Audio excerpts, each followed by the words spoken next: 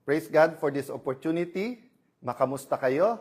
Thank you sa lahat ng nangangamusta, lalong-lalo po dun sa mga nagpe-pray, nag-encourage. At kahit sa inyong mga nagre-criticize, importante sa ating demokrasya na kung tingin yung tama ay mag-encourage at kung tingin yung mali ay mapakinggan namin ang inyong boses. Kaya nga starting today, pipilitin namin na hindi lang po ako nagsasalita, kung hindi nakikinig ng mabuti kami sa inyo. So sa comments po, kung may mga questions kayo, unlike before po na ako mismong may hawak ng phone at kapag ka nag-live, binabasa ko po. But ngayon po, ililista po namin and then in our next broadcast. We're also inviting groups, not only those who are supportive, those po na hindi naniniwala sa ating mga paninindigan, student groups, teachers groups, mga healthcare. We're willing to sit down with you in private or with Facebook at pag-usapan po natin ang mga issue sa ating lipunan. Why do we start out by praising and thanking God? Because we are here for one reason. Because we are God's creation and because God has a purpose sa ating buhay. So let me start out with that, no? Sa aking pagbabati sa lahat sa inyo, sa Luzon, Visayas, Mindanao, sa lahat ng ating kababayan, lalong-lalo na po sa ating mga OFWs na grabe po ang sakripisyo, lalo po sa mga panahon ngayon ng krisis. Sa aming pagbati sa inyo, obligasyon po namin na magtrabaho. So the last few weeks, napakinggan nyo yung word na work or parating sinasabing trabaho, trabaho, di ba? Tapos yung iba, kasi actually kung pumunta ako sa Senate yesterday at tinanong ako, Sir, are you going to work? Or Sir, magtatrabaho ba kayo? Ang isasagot ko sa kanila kasi, mali ang tanong nyo eh. Bakit po? Never naman tayo tumigil sa pagtatrabaho. From May 11, when we were elected as Senate President, until yesterday, when we were replaced as Senate President, hindi naman tumitigil ang pagtatrabaho. Ang question, anong trinatrabaho natin? What is our work? Siguro, if I may use a term, nation building. Yan kasi maintindihan ng lahat, nation building. Pero babalikan ko muna yon. There was a time sa Bible po na, alam niyo naman po, nung araw, ang pagbibiyahe ay, meron na rin po silang mga vapor noon or mga bangka.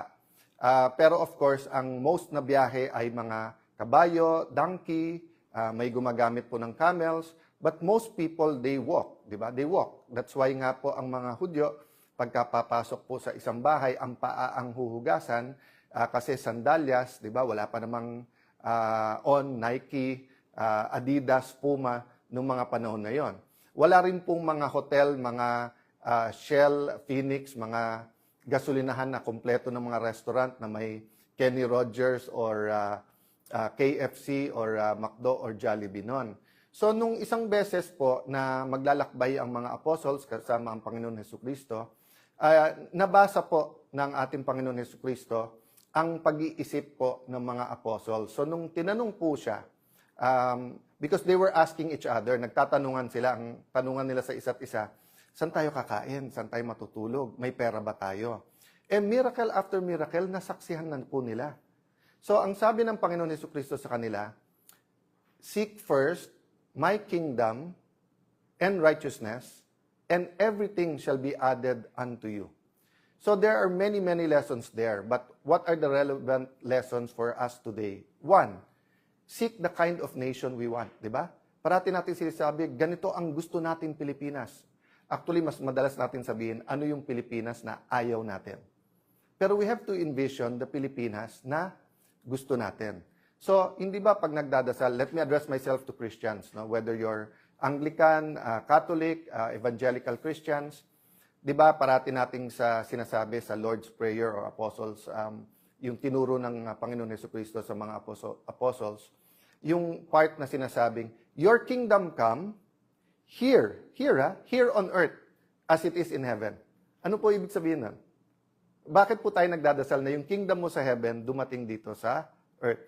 Kasi po perfect ang kingdom sa heaven. Walang gutom, walang injustice, wala pong nag-aaway-away, wala pong corruption, wala pong baha, kaya wala rin flood control scandal, walang may sakit, di ba? So, but it's also about a culture. So when the British colonized Singapore, they brought the British culture. When the Americans colonized the Philippines, they brought the American culture. Kaya tayo halo-halo po yung culture because ancient times, marami ng Chinese traders, and then dumating ang Kastila, then for a short while, dumating ang mga Hapon, but that was a different story, and then the Americans until Commonwealth. So what's my point? No? My point, lesson number 1, seeking His kingdom, tapos sabi, everything comes to you. Same thing po. If we build the kind of environment, the kind of culture, the kind of nation we want, hindi na natin kailangan pag-usapan yung corruption, yung equality, lack of opportunity, because magiging built-in na yon. So despite miracle after miracle, the Lord Jesus had to remind the apostles, huwag nyo nang isipin anong kakainin nyo. Huwag nyo nang isipin saan tayo matutulog. Huwag nyo nang iisipin na mapapagod ba tayo, saan tayo magpapahinga. Ang isipin nyo, ang kaharian ko at sino ako or yung righteousness ng Panginoon. So, I am constantly reminded, despite po na nagro-rotation po ang bagong 13 o bagong majority sa pag-criticize, I have to keep on message. I have to continue talking to you and explain what we're fighting for. Let me read this and let me ask you if it resonates with you, no? So, syempre, pag nag-survey, halimbawa tayo ngayon, tapos inisa-isa, anong klaseng Pilipinas ang gusto nyo? Anong napipicture nyo? Siguro the easiest way to say it is some will say, Sir, parang Singapore. Sir, parang Japan.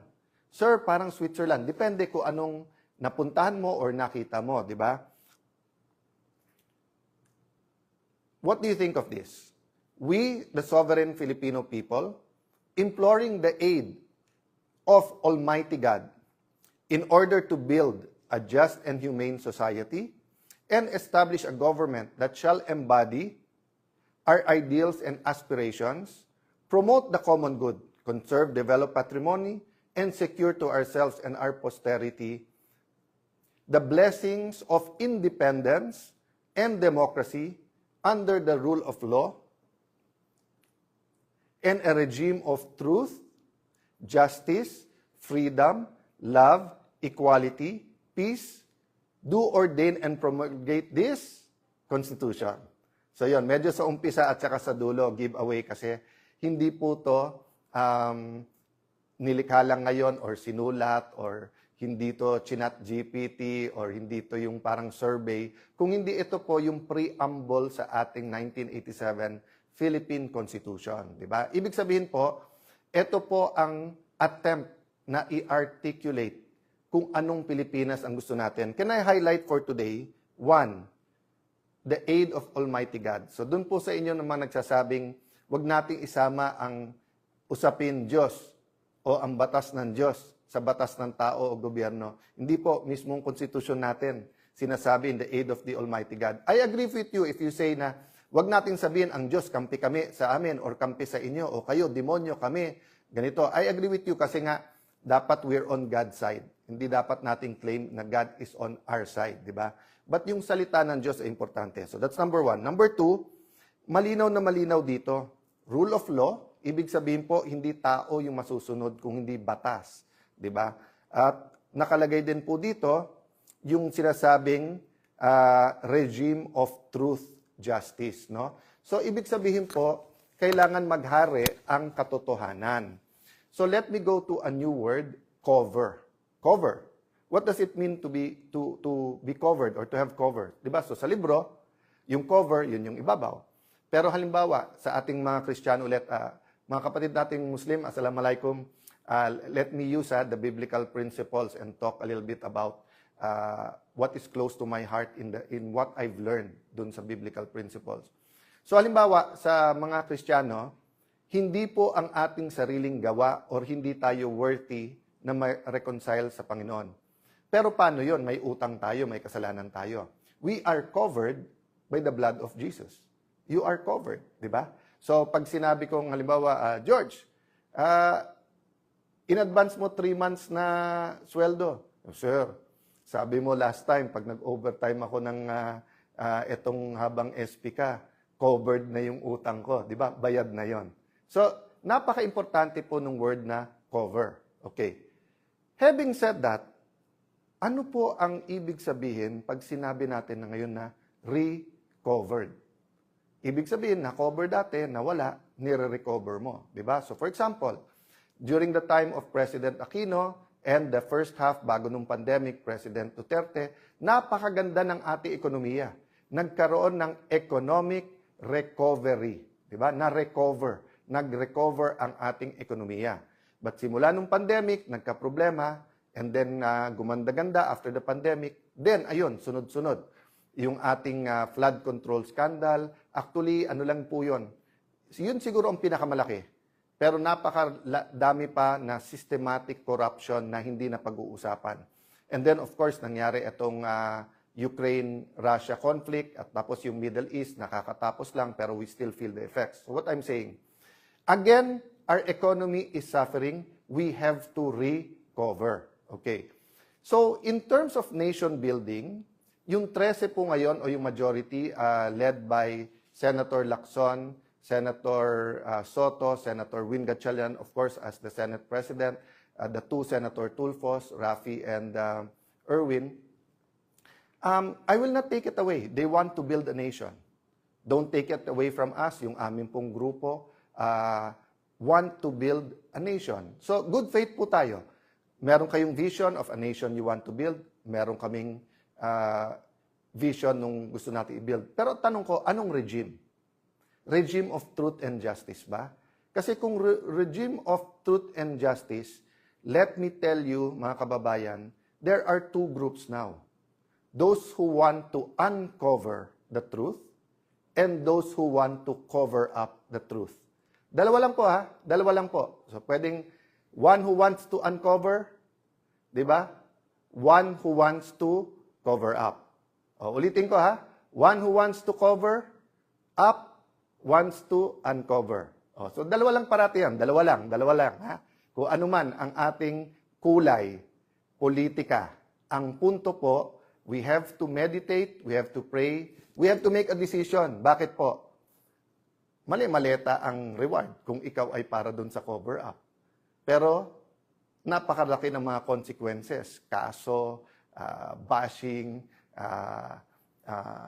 tatanggalan ka ng kung ano-ano. Basta, ipa-file lang ka ng cyber libel kapag ka ikaw ay for uncovering the truth. That's just the nature of things. Whether you talk about organized crime, whether you talk about slavery, whether you talk about all the injustices in the world. Those who want to keep the injustice, those who want to cover up, usually have the resources. Kasi kumita sila doon eh. Di ba? Nandoon yung kayamanan ng mundong ito eh. But those who want to uncover the truth, to reveal the truth, di ba? To show the truth. So why is this important?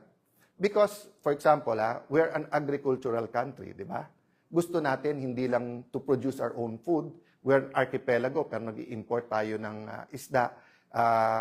Nakakakain tayo, pero magsasaka natin, hindi nakakakain. Mga anak nila ayaw na po maging magsasaka kasi walang pera sa pagiging farmer.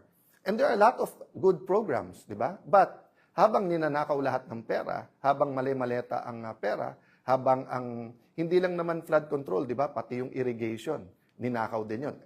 Ilan regimes ang dumaan, pati fertilizer, di ba? Tubig ang binigay nung before sa ating mga farmers. So what I'm saying there is that in any home, in any building, in any nation, foundations are important. So kapag ka ikaw ay gumawa ng isang bansa, ang pundasyon niya ay sa buhangin, gigiba yun. Gigiba po yun. Kasi hindi tama ang pundasyon. So kailangan ang pundasyon natin katotohanan. So respond lang ako ng konti, sabi ni Senator Lacson, sayang ang pera. Nung si Alan Cayetano ang Senate President, 700 million ang nagastos. Sabi ko, saan kaya galing yon? Tapos, sabi ko, total, magaling mag-divide. Sila Senator Lacson, very divisive. Dinivide ko. Kasi ang ginamit niya, 28 days daw ako naging Senate President. So, tignan niyo po ha. Multiply muna, multiply. Multiply mo ang 25 million na sinabi ni Senator Win na gastos ng Senate a day, i-multiply mo yon sa 28 days, and balik na rin mo naman, division. 700 divided by 28 days is 25 million. Yun din naman ang ginawa ni Senator Win. Tinignan niya lang yung budget ng Senado, tapos dinivide niya, nakuha yung 25 million a day. So nasaan yung intellectual dishonesty? Nasaan ang pagtatago ng katotohanan? Simple lang po. Kahit sino po ang Senate President, 25 million a day ang gastos ng Senado kung ganun kasimple ang computation mo. Meaning, yung budget ng buong Senado divided by the number of calendar days. Di ba? So, may nabasa po ako, sorry, nakalimutan ko kung sino mismo nagsabi. Sabi niya, statistics is like a bikini. Ulitin ko ha, statistics is like a bikini. Why? What it shows is very revealing, but what it hides is essential. So makikita nyo po, ni-reveal niya, parang pang-intriga, di ba? Kasi magaling naman talaga sila mang-intriga eh. Nagte-take turns lang naman po, si Raffy Tulfo, si Erwin Tulfo, si Senator Ping Lacson, tapos yung iba sa grupo nila, yung tag team lang yun, para, kayo naman mang-inis kay Alan, kayo naman magkalat ng hindi totoo, kayo naman magkalat ng ganito. Palabasin natin ang gulo-gulo, di ba?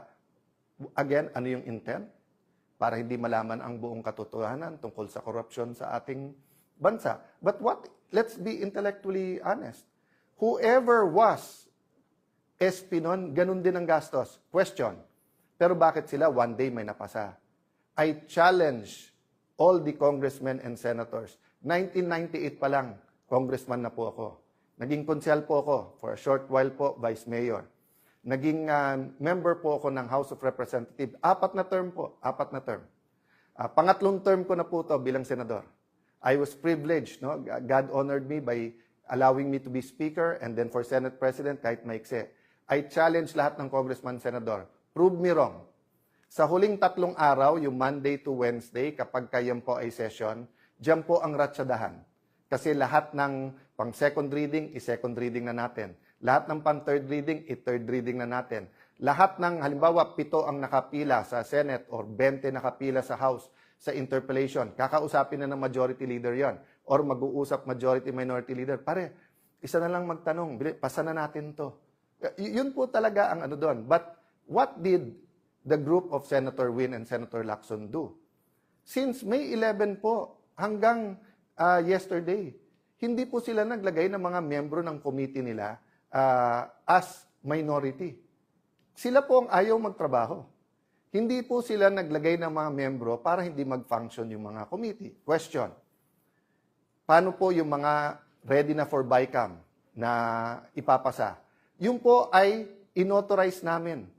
Tatandaan nyo po, May 13, yung pong inatake ang Senado, yung pong sa NBI na sinasabi lang ngayon na halatang halata na ngayon ay part ng kanilang plano na sa aming binibintang. Alam nyo po ba, na the next day po ay meron pong BICAM tungkol sa voucher system sa DepEd. Yun po ay nakakasana sa House of Representatives. Nag-confirm ako, tinawagan ko mismo si Speaker D na pupunta po ako doon. Tapos nagkagulo. Kinancel nila po yun. Kung hindi ako nagkakamali, si Senator Bam Aquino ang chairman nun, ang magpapatuloy nun. Meron napakarami pong hearing. Yung hearing si Senator Pia tinuloy.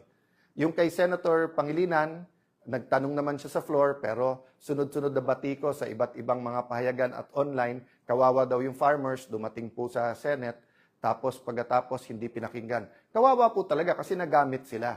Kasi pwedeng ituloy ang hearing. Hindi nila tinuloy. So yung sinasabi po nilang hindi nagtrabaho, waling-waling po yun. No? Walang katotohanan, panay kasinungalingan. No? And that's why yesterday po, ang main na inuna nila ay isang bill na maganda, na gusto natin lahat, na walang ano. Ang joke nga namin, naalala nyo yung 1990s, yung pag tinanong ng bata na, anak, parang wala kang ambisyon. What's your plans? At sasabihin ng anak, ang plans ko, mami, may sampagita, may gumamela, may orchids. Kasi plants pala yon, hindi plans.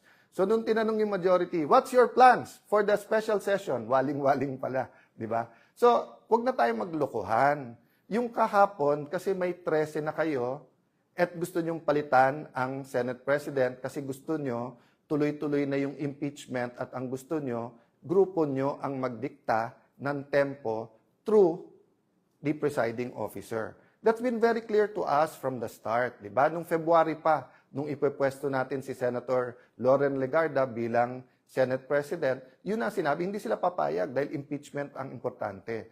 Pero number 2 lang pala yung impeachment. Ang number 1, yung cover-up dito po sa flood control at napakarami pang iba. Kaya, ang message ko kay Senator Lacson, simple lang.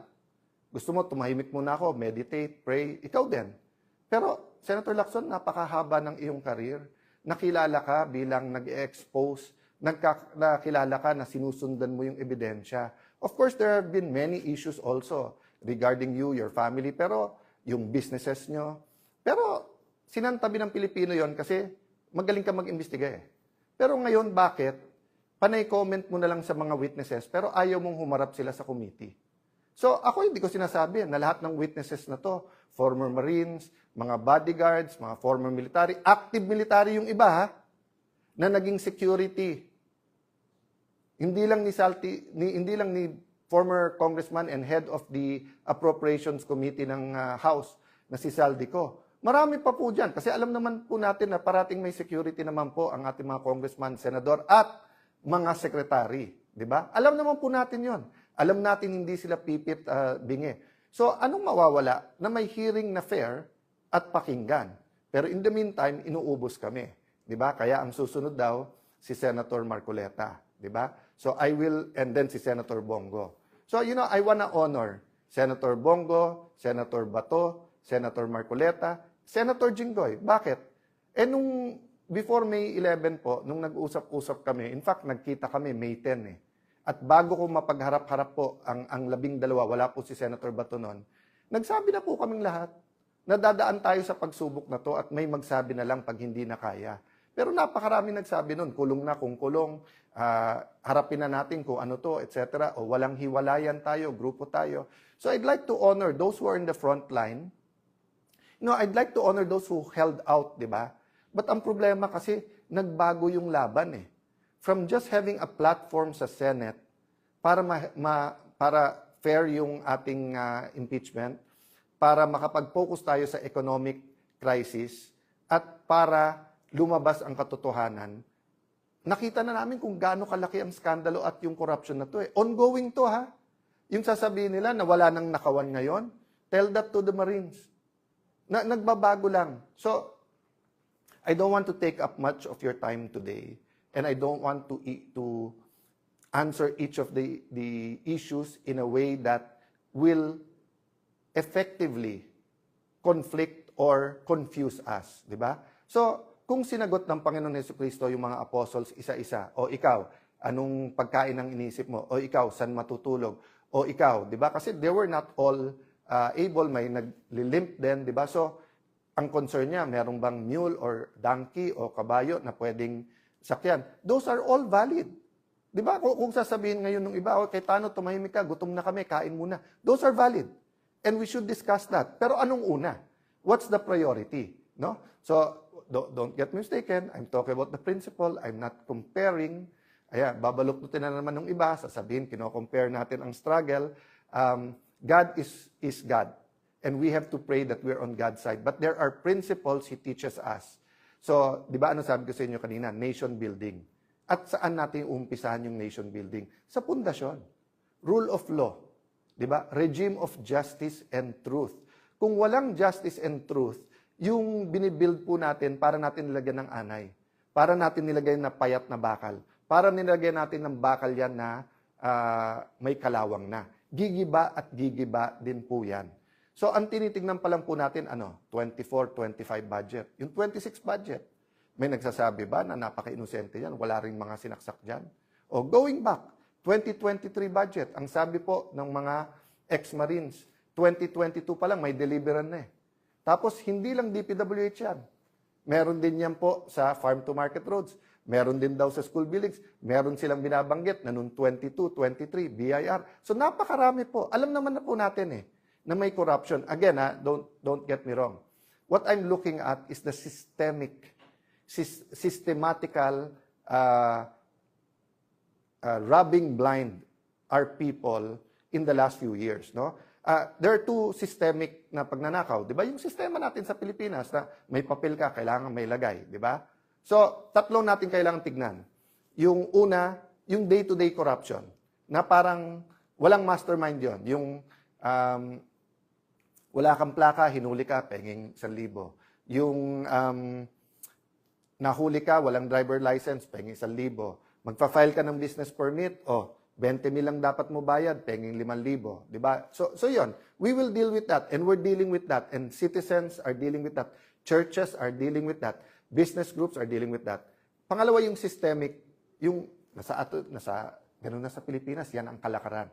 So we have to deal with that through values, through systems. But I'm talking about the systematic and continuing robbing us blind now and using the last bastion, which is the Senate, not only to be the rubber stamp, but to be their mouthpiece para maraming issue para hindi tayo tumutok dito. So that's the sad thing, that there is an economic crisis. Naghihirap ang ating mga kababayan. So kailangan natin isabay yun, pero hindi natin pwedeng ilihis ang usapan. So in behalf of the senators I represent, in behalf of the people praying for us, in behalf of students, farmers, healthcare workers, OFWs, seafarers, na sinasabing, boss, may pag-asa pa ba ang Pilipinas? Boss, boss, hindi kami nawawalan ng pag-asa. Huwag nyo kaming bossin, kayo boss namin. Ilan politiko na dumaan na kayo boss? You do not cover up from your boss. You tell the boss the truth. If you tell your boss lies, he will fire you and even put you in jail. Diba? Pero ngayon po, hindi. So may dalawang boss. Boss ng cover up at saka yung boss ng gustong mag-uncover. Please meditate on that. Handa po tayo. So dati, ang capacity po natin bilang Senate President at mga kasama ko bilang mga chairman ng mga committees, gagamitin natin as a platform yon for the truth. Hindi para usigin or i-persecute ang kahit sino. Iba ang prosecute, iba yung persecute. Hindi po. We were going to use that platform. O nakita natin in less than 40 days, kung paano inuga ang mga pundasyon ng Senado at inuga ang pundasyon ng ating mga institusyon at paano pinunit ang konstitusyon para lang matuloy yung cover-up. Now, we will have other platforms, other venues. And one of this venue is Facebook. So, ito lang ang tanong ko sa mga pamilya ko sa Facebook. Bakit si Senator Lacson at yung Senator Raffy Tulfo, Senator Erwin Tulfo, na gumagamit din naman sila ng Facebook, na tignan nyo nga sa Senate, bawat salita, tumingin lang ng ganun, gumanon, may sumusunod sa kanila di ba? O tapos, makikita mo, pati kay Senator Lacson, yung angal ni Senator Marcoleta, pati sa CA, kahit anong committee, ini-edit, pinapaganda yung itsura, di ba?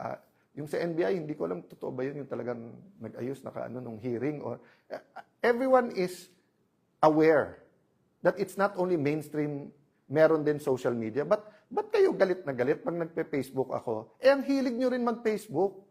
So sasabihin nyo, hindi, kasi mas maraming nanonood kay Alan Cayetano kasi nagsasabi ako ng totoo. Hindi naman parating mas maraming nanonood sa akin. Bakit last year ba? Mas maraming nanonood sa iyo. Raffy at Erwin Tulfo. Problema, nabuko kayo na may tinatago kayo. Di ba?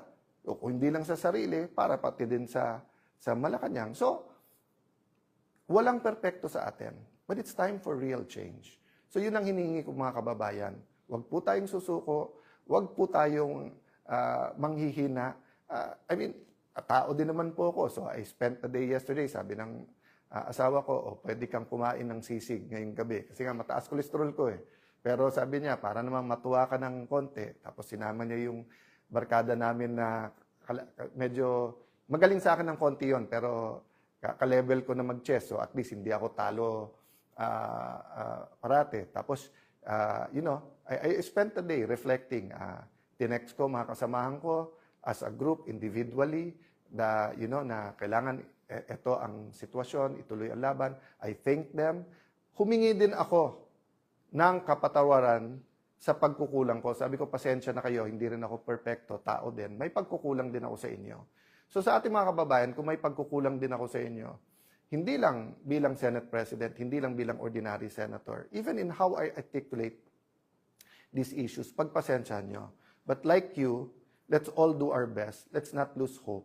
And let's keep praying. No? I still believe there will be people who will be switching sides. Sabihin nyo, hindi sir, pakonti ng pakonti tayo. Sir, iba talaga yung may pera, may kapangyarihan. Hindi po. The moment you lose hope, that's the moment. Kasi may spiritual warfare dito. No? Sabi sa Bible, meron pong principalities, authorities, spirits. Isang spirit doon yung lying tongue. Yung bumubulong, talo na kayo, wala na kayong magagawa. Total, sila kumita ka na rin. Di ba? Huwag po tayong makikinig doon. Doon po tayo sa tama. Let us build this nation we love. And let us serve the God we love. God bless you po.